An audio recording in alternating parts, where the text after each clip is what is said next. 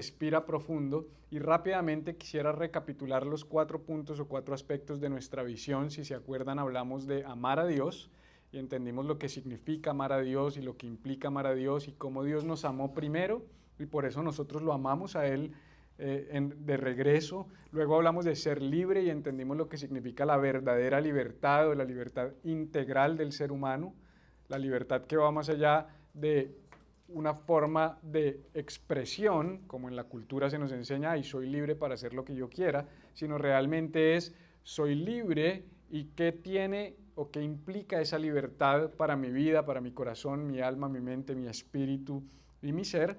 Y luego, la semana pasada, el pastor Adrián nos habló acerca de lo que significa vivir con propósito. Hoy conectamos esa última enseñanza de vivir con propósito con marcar la diferencia.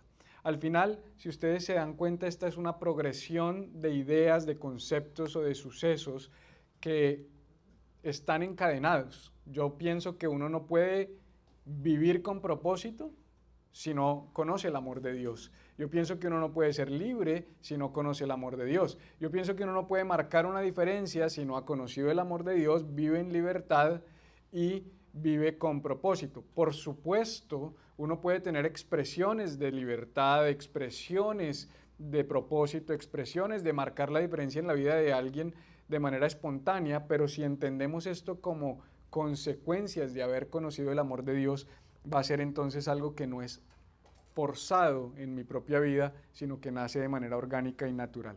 Quiero entonces, para hablar acerca de marcar la diferencia, que hablemos de un par de conceptos que para mí son bien interesantes y son el éxito y la grandeza. No sé si estas dos ideas resuenan en tu corazón y qué te viene a la mente cuando yo te digo, oye, es que tú tienes que marcar la diferencia. Muchas personas piensan que marcar la diferencia es yo tengo que diferenciarme de los demás. Esa es como la idea en la cultura nuestra.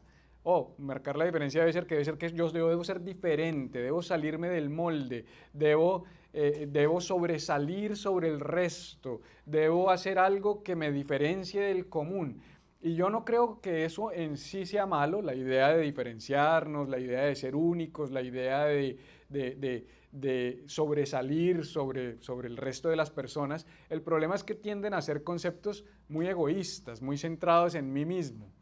Cuando pensamos en comunidad y en sociedad, de alguna manera la invitación es a que pensemos en cómo puedo marcar la diferencia para la vida de otros. Y ahí vienen estas ideas o estos conceptos de éxito y de grandeza. Y me hice algunas preguntas que me he hecho toda mi vida, que alguna vez algún predicador planteó y me quedé con esas ideas. Y es, por ejemplo, ¿qué crees que va a decir la lápida en la que algún día va a reposar tu cuerpo, si es que es en una lápida, o qué va a haber en la memoria, cuál va a ser la palabra, o cuál va a ser el concepto, o cuál va a ser la frase que va a primar? Y más allá de una frase, la idea y la pregunta va a reflexionar, es qué va a quedar en el imaginario de la gente el día que nos vayamos, cuáles van a ser las conversaciones que se van a gestar el día de nuestro funeral. Si uno pudiese estar allí y darse cuenta qué está hablando la gente, qué está diciendo la gente en secreto, qué dicen de uno, cuál fue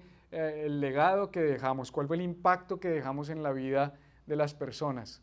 Me impacta mucho porque tuve la oportunidad de escuchar muchísimos testimonios el día que pues falleció mi hermano, y muchas personas hablaban de cómo él impactó sus vidas, de cómo él dejó una huella en sus vidas, cómo él los hizo mejores personas, cómo él siempre hacía algo para poderlos hacer sentir bien, cómo él siempre vivía para servir a los demás y levantar a los demás.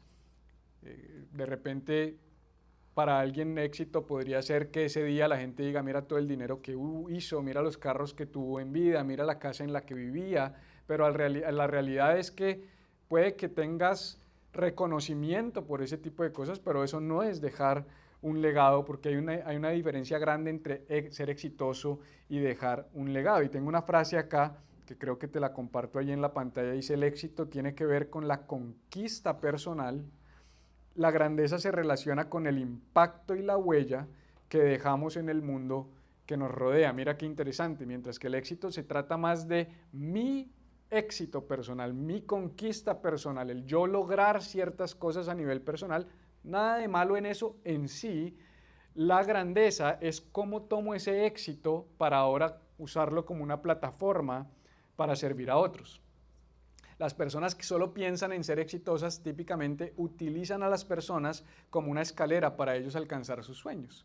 Las personas que piensan en grandeza dicen cómo uso mi éxito personal como una plataforma para que otros sean lanzados y también puedan alcanzar su éxito, puedan alcanzar su grandeza. Y de ahí creo que esta idea y este individualismo viene de lo que yo llamo y muchos otros llaman las 5 falsas P's del éxito, que en otros momentos seguramente me han escuchado hablar de esto, sobre todo en el podcast de Marte, pero las 5 falsas, porque son falsas, esto no es éxito, pero en la cultura se nos dice esto es éxito, se nos enseña que éxito es prosperidad, posición, prestigio, poder o placer, tener dinero, la primera, tener una posición de influencia, puede ser un trabajo, una posición en la política, puede ser una posición de autoridad en algún lugar específico, como consecuencia de eso ser prestigioso, ser una persona prestigiosa, reconocida, que tiene prestigio, influencia, poder, la capacidad de mandar y de que cuando yo digo algo la gente lo haga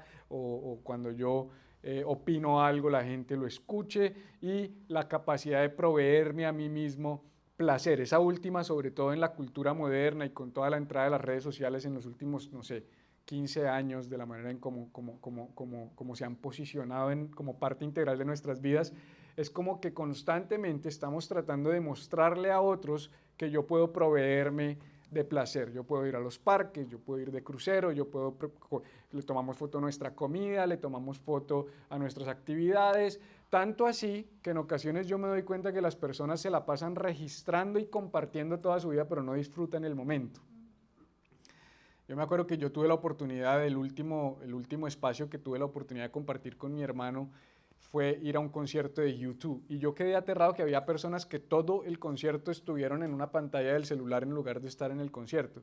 Y yo decía, pues pagaste un montón de dinero para estar, primero con el brazo así, porque no puedes llevar un trípode, grabando todo y además más pendiente de lo que estás viendo en la pantalla, de lo que está pasando a tu alrededor. Y la pregunta es, ¿cuándo vuelves a ver ese video? Probablemente nunca.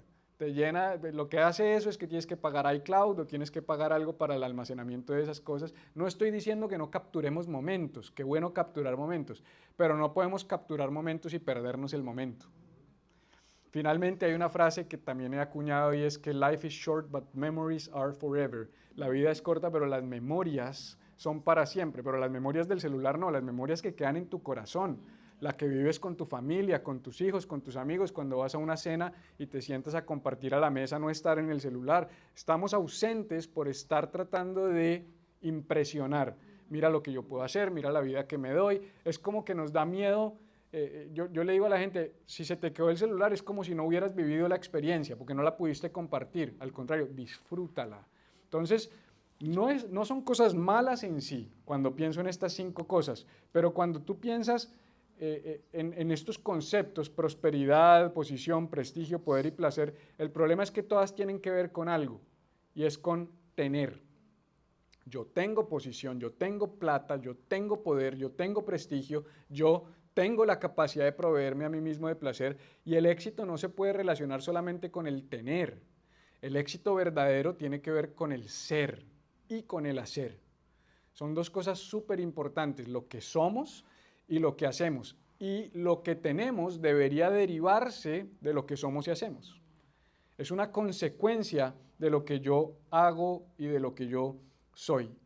Entonces, la grandeza es la conquista de estas 5 variables, pero de una manera generosa, pensando siempre en los demás. ¿Cómo uso mi plata para bendecir a otros? Esta es una persona aquí que siempre me modela eso, porque él siempre está pensando cómo puedo ayudar a los demás, cómo puedo dar, cómo puedo generar trabajo, cómo puedo dar de lo que tengo. Entonces, qué rico tener prosperidad. Yo no estoy diciendo que eso esté malo, pero no es solo para mí. Tengo que tener conciencia de que lo que Dios me ha dado, de alguna manera tengo que ponerlo al servicio de otros. Posición, prestigio, poder, todo eso, ¿cómo puedo utilizarlo para bendecir a los demás? Mira, cuando encontramos nuestro propósito de vida, debemos asegurarnos de que otros sean los principales beneficiarios de nuestra existencia. Hace 8 días hablamos de vivir con propósito. Ok, lo encontraste, eso que te hace feliz, eso que te hace sentir vivo, eso que te hace sentir que definitivamente le diste a lo que era, que te levantas feliz los lunes, porque estás haciendo lo que te apasiona. Qué bueno. Ahora, ¿cómo hago para que esto mejore la vida de otros, no solamente mi propia vida? Porque se trata de dejar un legado. Se trata de dejar un legado. Aquí la palabra clave en marcar la diferencia es legado. Y yo me acuerdo que alguna vez escuché a un conferencista que me decía, nos hacía una pregunta y nos decía, ¿quiénes se acuerdan? Y voy a hacerle las mismas preguntas, ¿quiénes se acuerdan de los nombres de sus dos padres? Levante su mano. Estén o no estén con ustedes, pues creo que todos. Yo sé cómo se llama mi mamá y cómo se llama mi papá. ¿Sí? Claro, podrá ser que hay gente que no levante su mano, pero está bien. Hay casos y hay realidades porque no conocemos todas las realidades. Ahora, ¿quiénes se acuerdan de los nombres de sus 4 abuelos? Levante su mano. Yo le diga, dígame el nombre de sus 4 abuelos. Uno dice, yo me sé el nombre de mis 4 abuelos. ¿Quiénes saben el nombre de sus 8 bisabuelos? De ninguno. Importante, de ninguno. Tati se sabe el nombre de los 8 bisabuelos, ok. Yo no me sé el nombre de mis 8 bisabuelos. Siempre me toca. ¿Te sabes el nombre de 4 de los 8, o sea, de la mitad? Ok. ¿Quién se sabe el nombre de sus 16 tatarabuelos?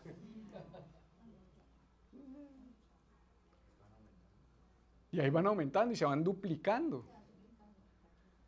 Pero si tú piensas, el tatarabuelo y el bisabuelo son personas que pisaron esta tierra en algunos casos aún mientras tú estabas con vida, en algunos casos. O sea, no estamos hablando de gente, mejor dicho, los bisabuelos, ahorita yo ya voy a ser abuelo, me gusta decir, mi esposa va a ser abuelo y mi hija va a ser mamá, eh, suena mejor, pero yo voy a ser abuelo, mis papás van a ser bisabuelos, ¿ya? Mis abuelos ya todos fallecieron. Entonces, no, en este caso, por mi lado, la niña no va a tener sus tatarabuelos, por mi lado, pero por el lado de Ben sí, porque todavía hay una abuelita. Entonces, la pregunta es, ¿qué hace que de unas personas nos acordemos y de otras no? Claro, hay personas que uno dice, bueno, ¿será que los descendientes de Elon Musk sabrán cómo se llamaba su tatarabuelo? Pues seguramente tras tatarabuelo y lo que siga de ahí para adelante. ¿Por qué? Porque es Elon Musk. Y no necesariamente es una persona que cumple perfectamente lo que estamos hablando hoy, aunque sí es una persona que se ha movido en un rango de ir más allá de cumplir su conquista personal y ha buscado generar soluciones para la sociedad. Y eso hace que uno diga, ok, ahí hay grandeza.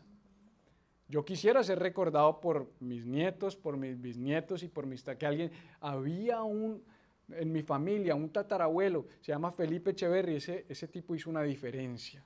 Él marcó una diferencia. Y no solamente se trata de la familia, hay personas que puede que no sean recordadas por su familia, pero sean recordadas por sociedades, pueden ser recordadas por grupos de personas porque marcaron una diferencia. Me llama la atención, por ejemplo, que hay en la Biblia más de 40 reyes de Judá y de Israel, más de 40.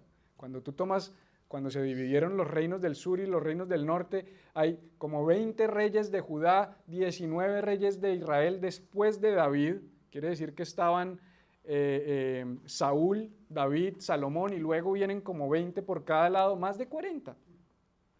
Y yo te digo, dame 10 nombres de 10 reyes, no me los das. Y así seas cristiano, yo no te los doy tampoco, no te estoy diciendo, yo no te los doy. Por ahí Jeroboam y uno que otro que me acuerdo. ¿Por qué? Porque no marcaron una diferencia. Pero todo el mundo sabe quién es el rey David. Todo el mundo sabe quién es el rey Salomón. Y casi todos sabemos quién es el rey Saúl. A lo mejor porque era el primero y porque fue malo, pero marcó una diferencia. Tú también puedes marcar una diferencia para mal. Todos sabemos quién es Pablo Escobar.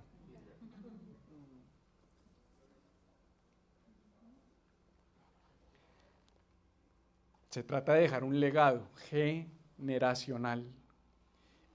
Y todos hemos recibido capacidades especiales. Dile a la persona que tienes a tu lado, dile, tú tienes una capacidad especial. Todos. Yo no sé cuál es la tuya, aunque hicimos paso 2 de Growth Track en estos días y empiezan a tener sentido algunas cosas. Cuando digo, ok, ya entiendo por qué este es así, por qué ella es así, por qué él piensa así, por qué le gusta hacer estas cosas. Pero mira lo que dice 1 de Pedro 4:10, el apóstol Pedro dice, cada uno de ustedes ha recibido de Dios, qué interesante, reconocer siempre que todo lo que venimos viene de Dios, alguna capacidad especial. Por lo menos una. Y la realidad es que son más, pero por lo menos una capacidad especial. Es lo que la Biblia llama un don. Cada uno ha recibido un don. ¿Y qué dice Pedro? Úsela bien para el servicio de los demás. Eso quiere decir que ahí hay 3 cosas en este pasaje. La primera es, todos tenemos una capacidad, por lo menos una. La segunda es, usarlas bien es usarlas para el servicio de otros. ¿Sabías que si usas tu capacidad especial para tu propio servicio no la estás usando bien? Y muchas veces usamos nuestros dones para servirnos a nosotros mismos, para nuestro beneficio. Y lo que dice Dios es, yo no te di eso para que te beneficiaras tú. Yo te di eso para que beneficies a otros. Y tú dirás, ¿y yo qué? Pues en ese mismo orden de ideas, otro está usando su don y el uso del don de esa otra persona puede que te beneficie a ti. Se supone que cuando yo use mi don, el principal beneficiario de eso no sea yo mismo. Puede que me beneficie, pero no soy el principal beneficiario. Entonces, usar bien nuestras capacidades especiales significa bendecir y beneficiar a los demás. Marcar una diferencia tiene que ver con cómo uso lo que Dios me dio para bendecir a otros. Y yo no me canso de hablar de esto, especialmente porque hay que hacer contracultura. Vivimos en una cultura que nos enseña todo lo opuesto. ¿Cómo puedes sobresalir? ¿Cómo puedes usar tú los dones que tú tienes para salir adelante? ¿Cómo puedes hacer más dinero para ti? ¿Cómo puedes tener una mejor casa, un mejor carro? De nuevo, eso en sí no es malo. El problema es cuando solo hacemos eso y se nos olvida que estamos en sociedad. Hay una historia bíblica, y ustedes saben que a mí me gusta enseñar a partir de historias bíblicas y compartir historias bíblicas, y es en la que vamos a pasar el resto de tiempo de nuestra enseñanza y vamos a sacar algunas verdades de ella. Primero te la voy a leer, luego de leerla, te voy a dar unos 4 o 5 puntos que creo que es lo que Dios quiere hablarnos acerca de marcar una diferencia. Dice así, Mateo 14, del 12 al 21. El versículo 12 dice lo siguiente, los discípulos de Juan pasaron a recoger el cuerpo de su maestro. O sea, ¿el cuerpo de quién? De Juan. Los discípulos de Juan, Juan el Bautista, este no es Juan el apóstol, fueron a recoger el cuerpo de Juan. O sea, que Juan, ¿qué? Sin cabeza. Sin cabeza, exactamente. Lo acababan de decapitar el rey Herodes. Y lo enterraron. Eso fue lo que pasó, ese es el contexto. El contexto en la Biblia es muy importante porque de ahí podemos derivar mucha información y muchas enseñanzas. Después fueron y le contaron a Jesús lo que había sucedido. ¿Cuál es el contexto? Acaban de matar a Juan el Bautista, familia de Jesús, el profeta, según Jesús, el más grande de todos los profetas, aunque dice que después de Juan todos nosotros somos más grandes que él, pero esa es otra prédica, y dice la Biblia que lo decapitan y llegan a contarle la noticia a Jesús. Era un amigo, era un familiar. Juan y Jesús, se podría decir, se conocieron desde los vientres de sus madres, porque hubo un evento en el que dice que Juan saltó de alegría cuando se conoció Elizabeth con María y ambas cuando se encontraron y supieron ambas que estaban en embarazo. De manera que sabemos que esta era una relación de tiempo, una relación cercana. Juan era una persona importante para Jesús. Fue un maestro para Jesús, fue un referente para Jesús, fue el que bautizó a Jesús. Pasaron cosas muy importantes y dice que cuando Jesús oyó lo que le habían hecho a Juan el Bautista, subió en una barca y se fue a donde pudiera estar solo. En ocasiones te han dado una noticia que tú dices, no quiero estar con nadie, no quiero hablar con nadie, quiero estar solo. Es humano, es normal. Hay una tendencia normal, hay momentos donde digo, no quiero estar con nadie, quiero procesar mi tristeza solo, quiero llorar, quiero gritar, quiero quejarme, quiero pelear, quiero preguntar. No sabemos qué quería hacer Jesús, pero esas sensaciones que a veces tenemos son humanas y Jesús fue humano. 100% Dios, 100% hombre. Y en esa humanidad Él quería hacer el duelo, Él quería poder expresar su dolor como consecuencia de la muerte de su amigo. Pero mira lo que pasó. Inmediatamente eso es lo que quería, esa era la intención de Jesús. Cuando la gente de los pueblos cercanos supo que Jesús se iba, lo siguió por tierra. Jesús bajó de la barca y vio que allí había una gran cantidad de gente. Entonces tuvo compasión de ellos y sanó a todos los que estaban enfermos. Ahorita vamos a desarrollar estas ideas. Cuando ya empezaba a atardecer, los discípulos se acercaron a Jesús y le dijeron: este es un lugar solitario. Jesús, ¿cómo quería estar? Solo. Y los discípulos le recuerdan: tú querías estar solo, este es un lugar solitario y se está haciendo tarde. Dile a la gente que se vaya. Echa a esta gente. Echa a esta gente, Jesús. Tú no deberías estar con ellos. Tú deberías estar haciendo tu duelo por eso. Es lo que estaba pasando acá. A veces no. ¿Por qué les digo que el contexto es importante? Porque si no leemos el contexto no entendemos lo que está pasando y cuál es el corazón de los discípulos detrás de la conversación. Dile a la gente que se vaya a los pueblos y compre su comida. Jesús les contestó: no tienen que irse. Denles ustedes de comer. Los discípulos respondieron: pero, ojo con los peros tienen algo poderoso o tienen una excusa, y en este caso es una excusa, pero no tenemos más que 5 panes y 2 pescados.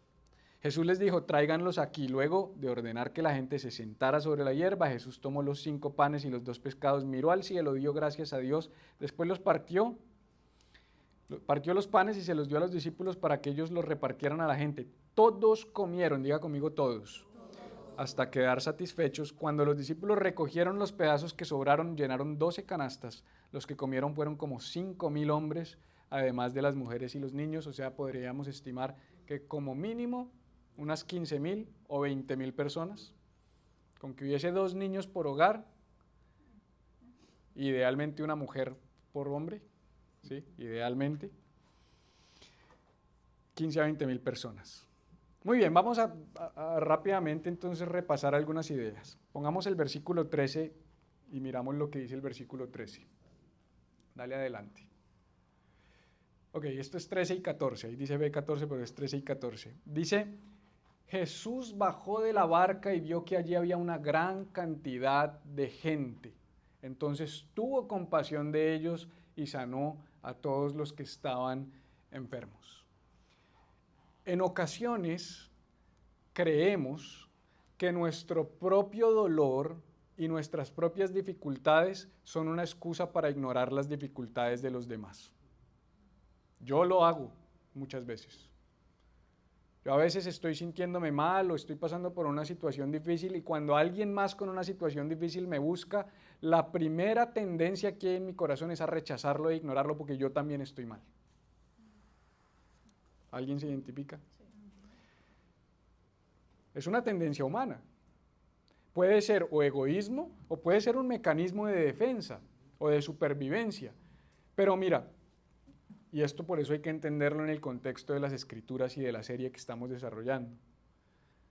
Yo hace 8 días o 15 días les dije: a veces uno tiene que estar bien para ayudar a otros, porque si yo me tiro al agua a salvar a uno que no sabe nadar y yo no sé nadar, probablemente de golpe como que nos ahogamos, como casi se nos ahoga Ben una vez en Reading. Otro día les contaré esa historia, de golpe.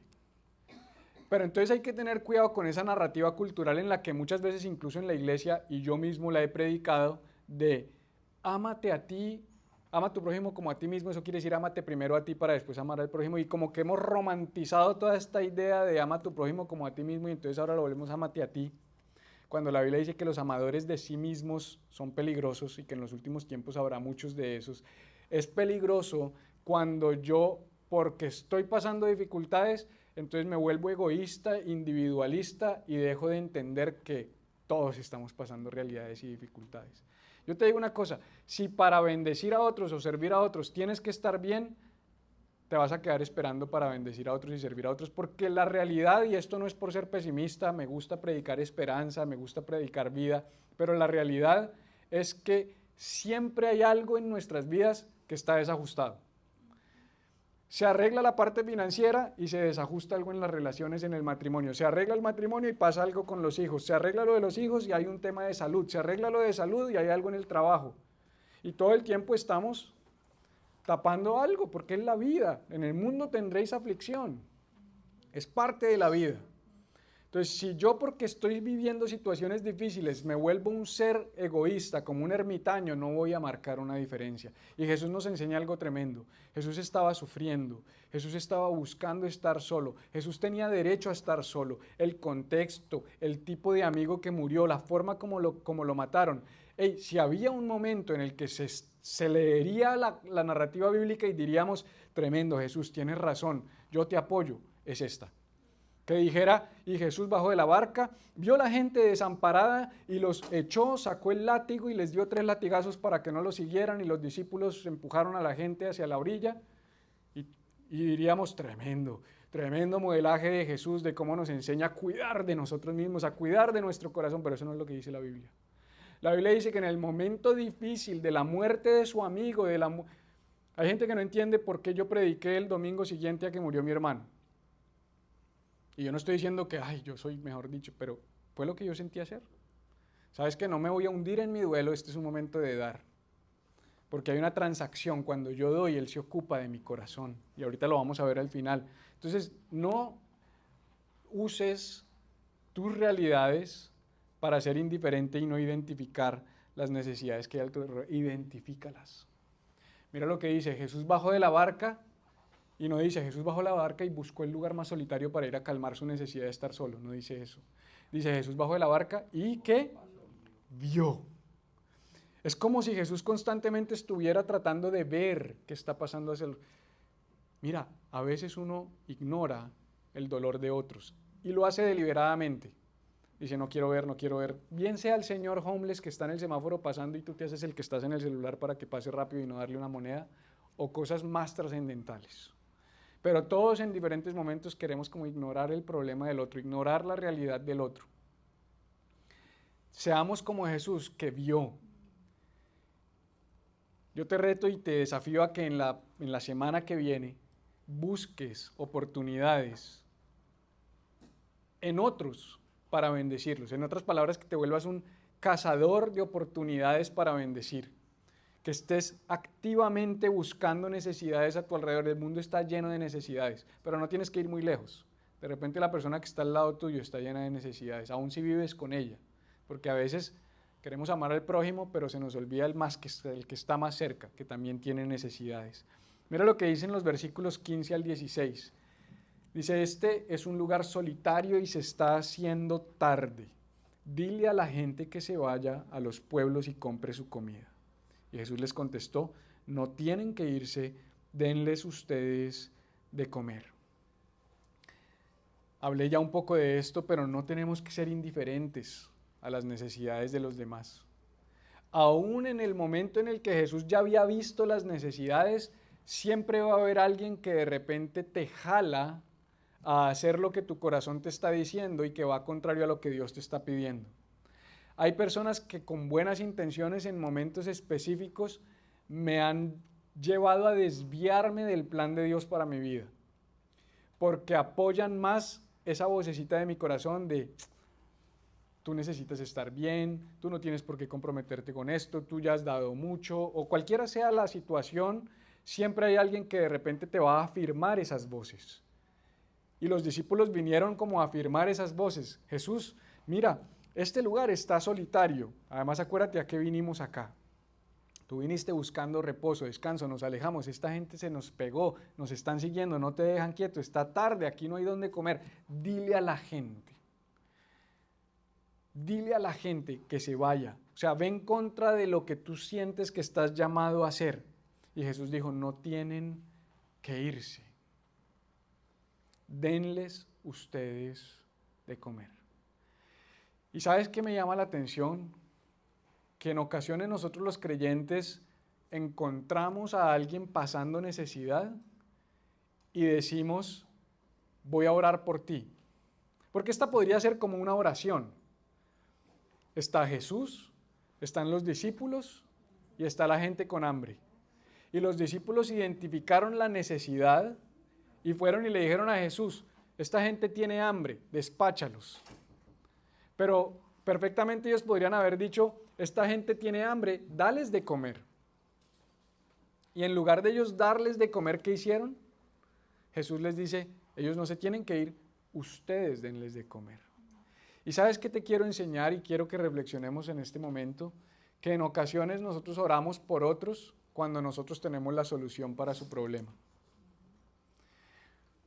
Esto es bien delicado, porque yo entiendo que uno no siempre tiene que ser el que resuelve los problemas de otros, yo eso lo entiendo, sobre todo cuando hay un comportamiento sistemático donde hay gente que es abusiva. Pero en ocasiones uno ve a alguien con necesidad, uno lo puede ayudar y uno dice, voy a orar para que Dios te dé la solución. No, tú eres la solución, tú tienes la solución. Y Jesús está diciendo, no, ellos no se tienen que ir, solucionen. Ser un discípulo es ser un solucionador. Tú puedes portar la solución para la necesidad de otra persona, yo puedo portar, y cuántas veces hemos sido indiferentes y hemos dicho, voy a orar, lo cristiano es orar, lo loable es orar, no, lo loable es ayudar. Hay momentos para orar, hay momentos para dar, hay momentos para orar y pedirle a Dios que, pero ¿sabes cuándo yo oro? Cuando está fuera de mi alcance. Cuando está en mi alcance, a veces el consejo no es vamos a orar, el consejo es déjame ver cómo te ayudo a resolver esto. Es trabajo, miremos cómo te ayudo. Yo no te puedo dar trabajo, pero podemos revisar tu hoja de vida juntos. Yo te puedo ayudar a ponerla bonita, yo tengo unos contactos, yo tengo unos amigos. Me involucro en la realidad de la otra persona, que me cueste un poco, que de alguna manera yo esté no siendo indiferente a esa realidad. Y luego sigue diciendo algo tremendo. Mira lo que dice el versículo 12. Los discípulos de Juan pasaron a recoger el cuerpo de su maestro y lo enterraron. Después fueron y le contaron a Jesús todo lo que había sucedido. No permitas que tus propios problemas te impidan ayudar. A veces estamos listos para ayudar, pero nuestros propios problemas se ponen en el camino, se meten en el camino. Y vuelvo a reenfatizar este punto. Sí hay un lugar para estar saludables, sí hay un lugar para estar bien, sí hay un lugar para reposar y cuidar de nuestra alma. Yo creo en eso. Me vas a escuchar predicando muchas veces. Tienes que estar bien para ayudar a otros, tienes que cuidar tu propia alma, tienes que invertir en ti, tienes que invertir en tu tiempo de descanso. Y después me vas a escuchar este tipo de mensajes y puedes salir de aquí y decir, Felipe, pero ¿cuál es? ¿Descansar o ayudar? Y yo te voy a decir, sí. ¿Cómo así sí? Sí, descansar o ayudar, sí. Ir o reparar mi corazón o ir y servir, sí. Sí, porque las dos cosas son necesarias y porque no es una fórmula. Yo he tenido momentos de mi vida donde la fuerza predominante del Espíritu en mi corazón es ayudar, aun cuando yo no quiero hacerlo y siento que necesito descanso. ¿O no dijo Jesús en Mateo 11:28, vengan a mí los que están cansados y cargados, que yo les daré descanso? Y después que dice, tomen mi yugo. En otras palabras, ¿estás cansado? Ven que yo te voy a dar descanso, toma el yugo. Pero ¿cómo así, Jesús? ¿Me vas a dar descanso o me vas a dar un yugo? Sí. Porque pareciera que cuando tomamos el yugo de Jesús, que no es otra cosa que involucrarnos en las cosas que a Jesús le importan, Él tiene la capacidad de ocuparse de nuestras propias realidades. El versículo 18, 17 y 18 dicen algo tremendo. Dice, pero los discípulos respondieron, pero no tenemos más que 5 panes y 2 pescados. Como que ya logré decir, ok, voy a ayudar, pero ¿con qué? Voy a dar, pero ¿con qué? Voy a apoyar, pero ¿con qué? No tengo, no me alcanza. Y Jesús dijo, tráiganlos aquí. ¿Sabes? No limites a Dios con falta de fe, porque lo poco que tienes en manos de Dios puede ser usado poderosamente. Dejemos que Dios sea el que decida si lo que yo traigo sirve o no. No tomemos esa decisión por anticipado, porque eso es falta de fe. Claramente 5 panes y 2 peces no iban a solucionar el problema. Cuando Él dijo denles ustedes de comer, Él no estaba buscando la provisión en ellos, Él estaba buscando la fe para poder traer la provisión a través de ellos. Anoche nomás estaba teniendo una conversación con Ben en la que le decía, tenemos que hacer espacio para que Dios obre en nuestras vidas, porque nos hemos vuelto demasiado lineales, sistemáticos, calculadores, planeadores, y está bien, hay un lugar para eso. Pero si mi vida es controlada por una tabla de Excel, no estoy dando espacio para que Dios se manifieste. Yo tengo que ser diligente y tengo que ser planeador y tengo que ser esforzado y tengo que tener cuidado y tengo que tener un proyecto, y la Biblia nos llama a eso, pero también tengo que darle espacio a Dios. Jesús dice, nadie que quiera construir una torre lo hace sin antes sentarse y calcular. O sea, yo voy a construir una torre, voy a sentarme a calcular si tengo lo que no necesito. Y si no lo tengo, no dice no lo haga, simplemente asegúrese de tener la fe para llevar a cabo ese proyecto. Porque el contexto de ese pasaje es fe. El contexto de ese pasaje no es billete. Él lo que está diciendo es, si no te alcanza, está bien, necesitas fe. Si te alcanza, no necesitas fe, necesitas ser diligente y juicioso. Y hay proyectos que uno saca con sabiduría y con planeación, hay proyectos que uno saca con fe y hay proyectos que uno saca con ambas. Y a veces no ayudamos y le ponemos un límite a Dios porque no tenemos la fe para creer que Él va a utilizar ese poquito que yo traigo a la mesa y lo va a potenciar para el beneficio de otros. Es que no alcanza, tráelo. Ponlo en la mesa. Jesús dice, no quiero tus excusas, tráeme lo que tienes. Pero es que no alcanza, tráeme lo que tienes. Y yo no sé a qué área de tu vida le puede estar hablando este mensaje. Claro, usualmente lo usamos más en nuestro contexto de nuestro beneficio personal y está bien, también aplica para tu vida, para tus proyectos, para tus planes, para tus sueños, pero también aplica para ayudar a otros, porque ¿sabes qué tendencia tenemos? Cuando yo tenga voy a dar. O Señor, dame para ayudar a otros. Y de repente hay una voz que dice, no, tráemelo acá. Eso que te di, con eso podemos ayudar. Yo pienso que con todo lo que tenemos, siempre tenemos algo para dar. Y es complicado, pero no me alcanza, los números no me dan, tengo que primero sacar adelante mi familia, después doy. No, ¿qué tal si damos?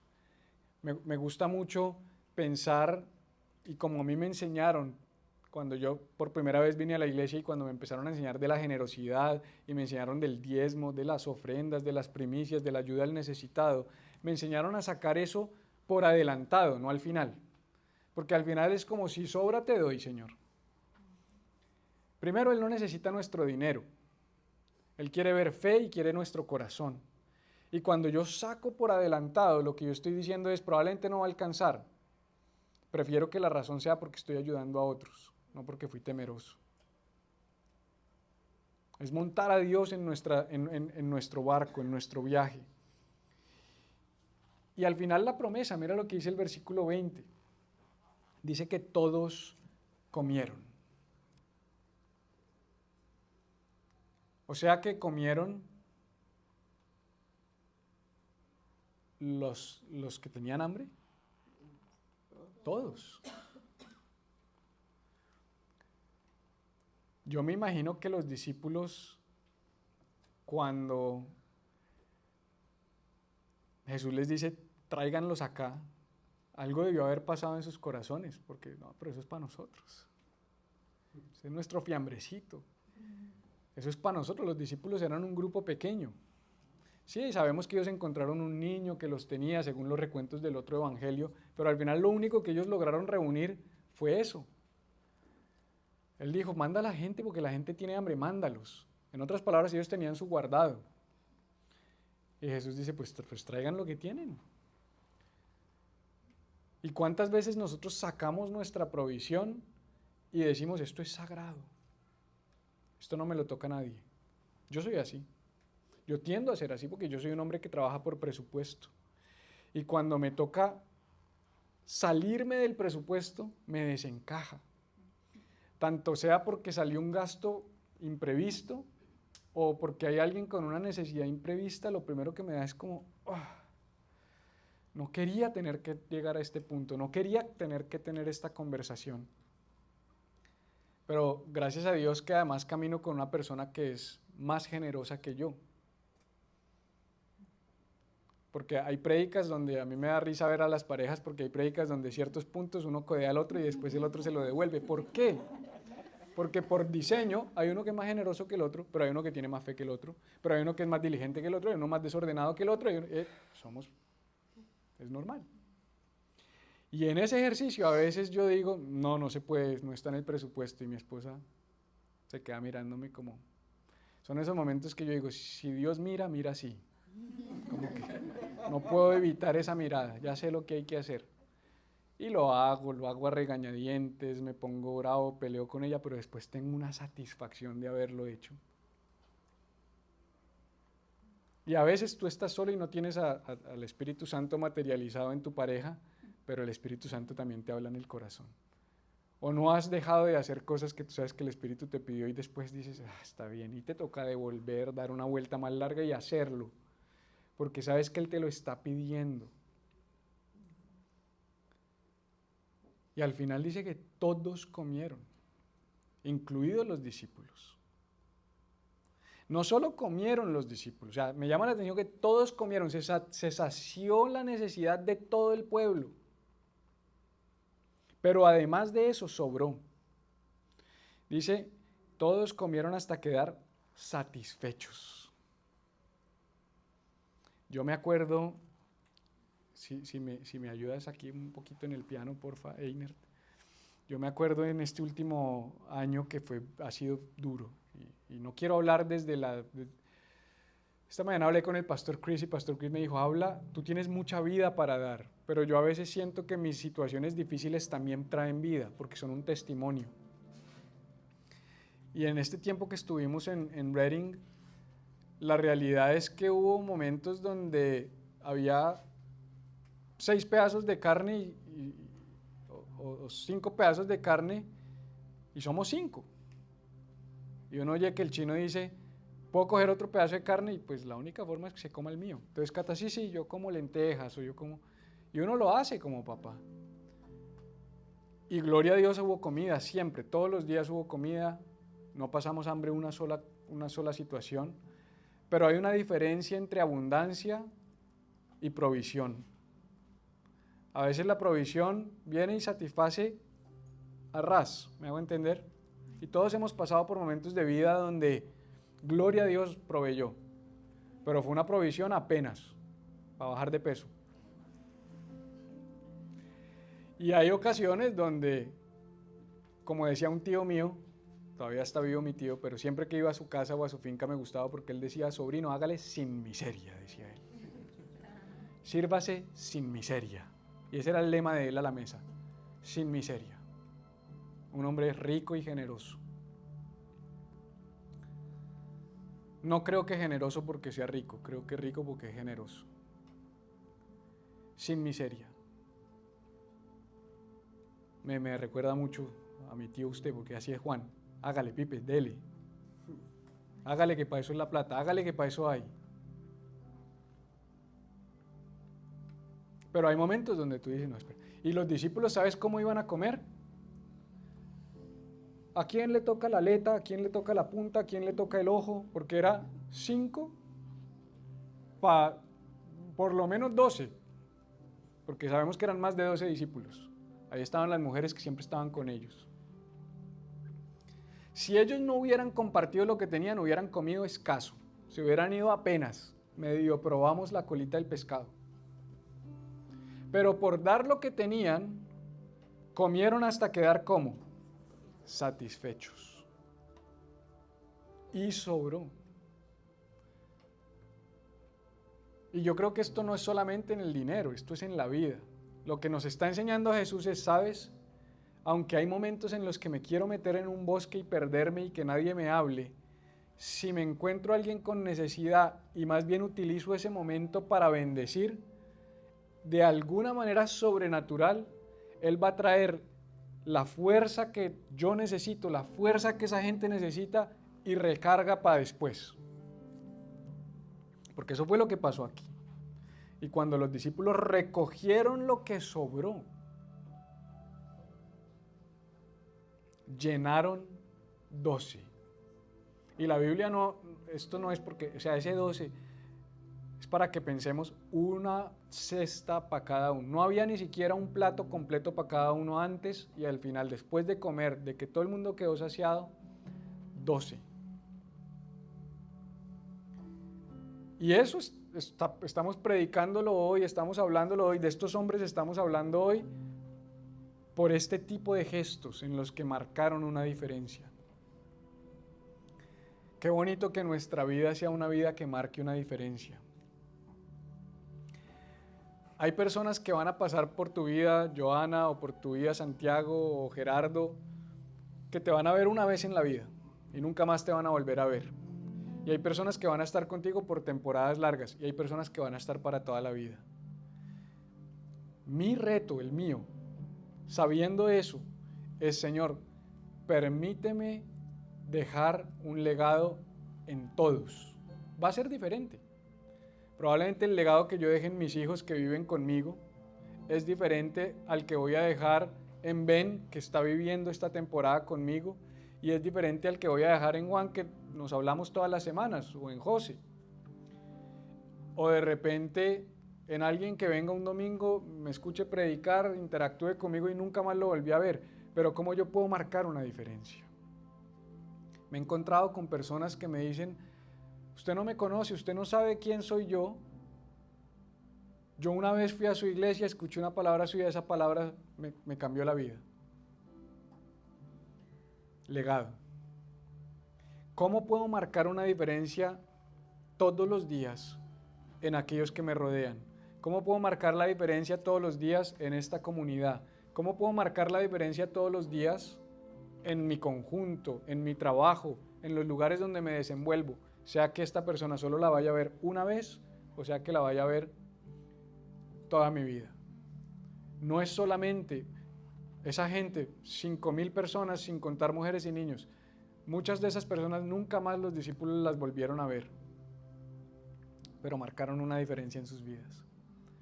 Les dieron evidencia del poder de Dios, dándoles de comer. A veces no es solo la comida, es el mensaje que hay detrás de la comida. Es que la gente diga, detrás de esto hay esperanza, detrás de esto hay fe. No subestimes lo que Dios puede hacer en tu vida. Yo me acuerdo hace 2 años que yo no tenía trabajo, que no tenía mis papeles en orden, que no tenía ni idea para dónde iba y empecé a pintar cuadros y ustedes empezaron a levantarse. Pínteme uno, yo se lo pago. Píntenos uno para la casa, yo se lo pago. Felipe, píntame uno, vamos, yo compro los... Empezaron a creer en nosotros. Y uno dice, ay, pues qué tontería, es un cuadro. No, es un gesto. Es un gesto que marca una diferencia. No, lo que te quiero mostrar es, no se necesita demasiado para marcar una diferencia. Solamente se necesita morir a nuestro egoísmo, que es lo que más nos cuesta. Pero en el momento en el que das ese paso, la satisfacción es inmensa. Es inmensa. Empieza a marcar vidas y generaciones. Esos gestos sumados me tienen aquí hoy. Claro, es Dios el que me tiene aquí. Y a lo mejor si ustedes no hubieran hecho eso, igual yo estaría aquí porque Dios hubiera traído otro calvo para hacerlo. Esa es la realidad. Pero qué bueno cuando no tuvo que ir por otro calvo, sino me escogió a mí y dijo, yo te voy a usar a ti. Esa satisfacción es muy profunda, familia. Y la primera forma como nosotros podemos marcar una diferencia es aquí, esta comunidad, esta familia. Ese domingo que vamos a estar allá en el Lakefront Park, ese es un día para marcar una diferencia, ese es un día para servir, para conocernos, para unirnos como comunidad, porque cada momento plantea una oportunidad para cambiar una vida. ¿Qué tal si dejamos que Dios se ocupe de nosotros mientras nosotros nos ocupamos de lo que a Él le importa? Eso es amar a otros como a nosotros mismos. Amar a otros como a nosotros mismos no es primero amarme yo y después a los demás. Es como dijo Jesús en la famosa regla de oro, hacer con otros como te gustaría que hagan contigo. Y esa fuerza es más poderosa que decir, no, yo también necesito. Sí, pero como yo también necesito y Él necesita, yo lo voy a ayudar, yo sé que Dios se va a ocupar de mí. Esto es una red. Estamos conectados. Cuando decimos que somos una familia, es real, somos una familia. Y aquí hay historias, hay necesidades. Así que la invitación, morir a mí y estar dispuesto a que Dios me use mis recursos, use mi tiempo, use mis dones, mis talentos, mis capacidades. Heme aquí, Señor. Heme aquí, envíame a mí. Tú estás marcando una diferencia. Cada vez que nos conectamos, cada vez que nos unimos, cada vez que oramos juntos, tú marcas una diferencia. Tu presencia en este lugar marca una diferencia. Venir a este lugar marca una diferencia. Eres importante, eres necesario, eres valorado.